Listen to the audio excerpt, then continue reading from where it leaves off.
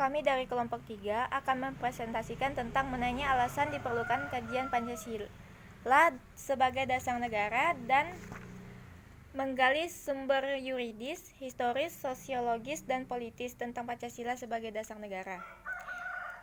Nama saya Ega Sri Mulyani. Saya Enda Padmawati. Saya Ega Sri Mulyani akan menjelaskan tentang menanya alasan diperlukannya kajian Pancasila sebagai dasar negara. Benarkah Pancasila itu diperlukan sebagai dasar negara? Apa buktinya jika Pancasila itu perlu dijadikan dasar negara Indonesia? Untuk menjawab pertanyaan tersebut, kita akan mulai dari analogi terlebih dahulu. Apakah Anda mempunyai kendaraan? Apa yang harus Anda lakukan jika tidak ada jalan yang dapat dilalui? Ya, Pancasila seperti jalan aspal yang memberikan arah kemana kendaraan itu dapat dibawa tanpa ada kerusakan. Berbeda dengan jalannya tidak diaspal. Meskipun kendaraan dapat berjalan, tetapi dalam waktu yang singkat, kendaraan Anda akan cepat rusak. Oleh karena itu, Pancasila merupakan pandangan hidup dan kepribadian bangsa yang nilai-nilainya bersifat nasional yang mendasari kebudayaan bangsa. Maka, nilai-nilai tersebut merupakan perwujudan dari aspirasi atau cita-cita hidup bangsa. Mujahidin 1992 ayat 16. Dengan Pancasila, perpecahan bangsa Indonesia akan mudah dihindari karena pandangan Pancasila bertumpu pada pola hidup yang berdasarkan keseimbangan, keselarasan, dan keserasian, sehingga perbedaan apapun yang ada dapat dibina menjadi suatu pola kehidupan yang dinamis, penuh dengan keanekaragaman yang berada dalam satu keseragaman yang kokoh. Mujahidin 1992 ayat 16.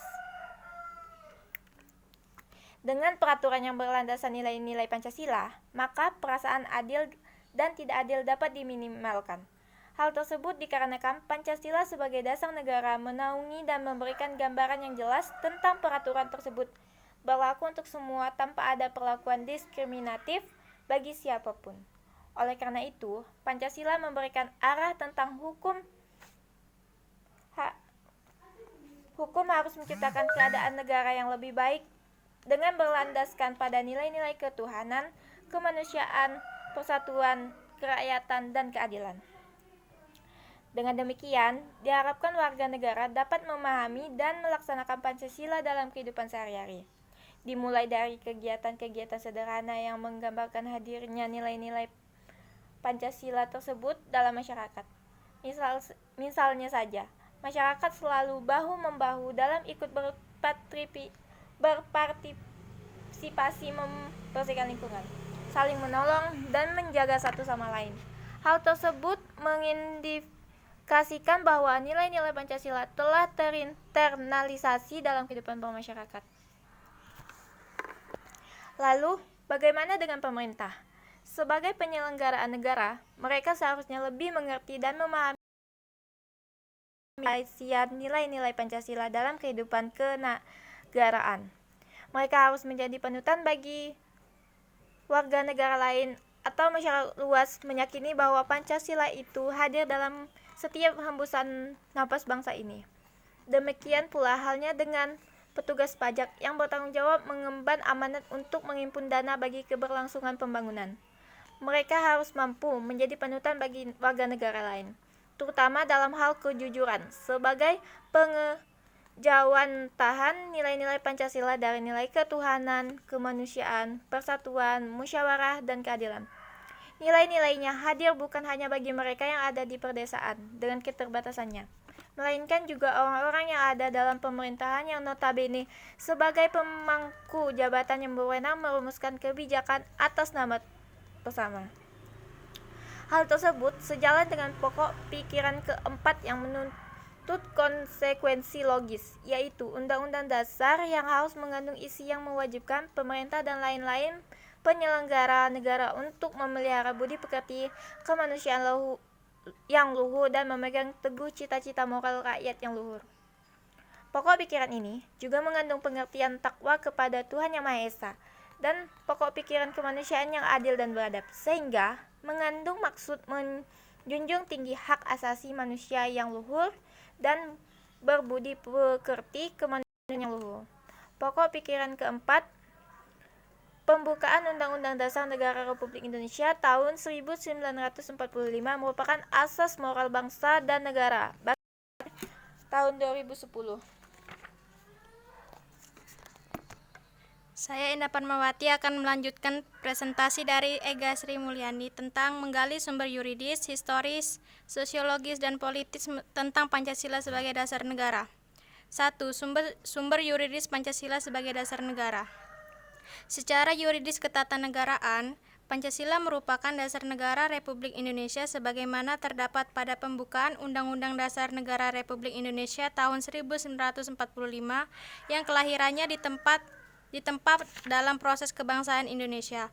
Melalui Undang-Undang Dasar Negara Republik Indonesia tahun 1945 sebagai payung hukum, Pancasila perlu diaktualisasikan agar dalam praktik berdemokrasinya tidak kehilangan arah dan dapat meredam konflik yang tidak produktif atau pimpinan MPR dan tim kerja sosialisasi MPR periode 2019 sampai 2013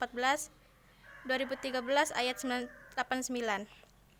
Peneguhan Pancasila sebagai dasar negara sebagaimana terdapat pada pembukaan juga dimuat dalam ketetapan MPR nomor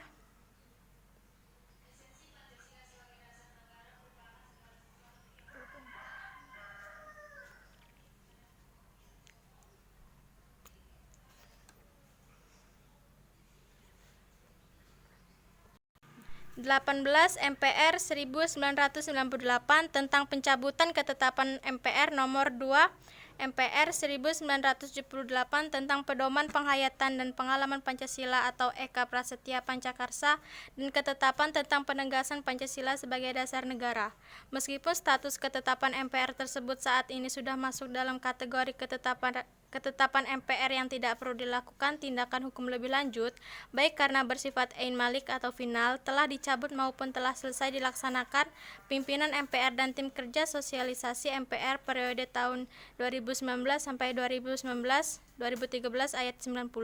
Selain itu juga ditegaskan dalam Undang-Undang Nomor 12 Tahun 2011 tentang pembentukan perundang-undangan bahwa Pancasila merupakan sumber dari segala sumber hukum negara.